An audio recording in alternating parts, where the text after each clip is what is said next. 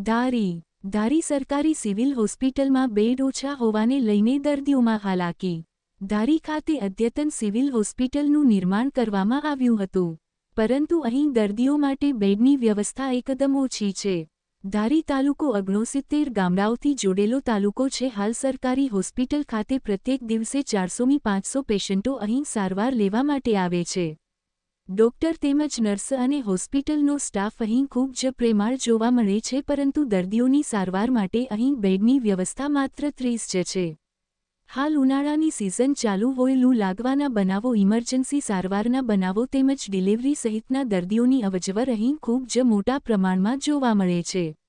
હાલ બેડની સંખ્યા ઓછી હોવાને લઈને દર્દીઓને બહાર બાટલા ચડાવવાની ફરજ પડે છે। ધારી ગ્રામજનોની માંગણી છે કે તાત્કાલિક અસરથી બીજા વધારાના બેડની વ્યવસ્થા ઊભી કરવામાં આવે, જેથી દર્દીઓને યોગ્ય પ્રમાણમાં સારવાર મળી રહે।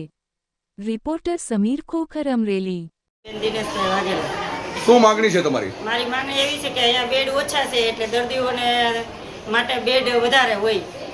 સારવાર કેવી છે? સારવાર સારી છે। ડોક્ટરો કેવા છે? ડોક્ટરો સારા છે। પૂરતા પ્રમાણમાં સારવાર મળી રહે છે? પૂરતા પ્રમાણમાં સારવાર મળી રહેશે।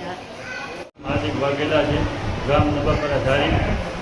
દવાખાનાનું કામ પણ ચાલુ છે। અહીંયા બેડ ઓછા હોવાથી મુશ્કેલી મુકાય છે। તમારી માંગણી શું છે? તમારી માંગણી મુજબ બેડ આપવામાં આવે એની મારી, જેથી બધા તાલુકાના જે ગામડાઓ છે, બધા તાલુકાના ગામડાઓ લોકોને સારવાર મળી રહે।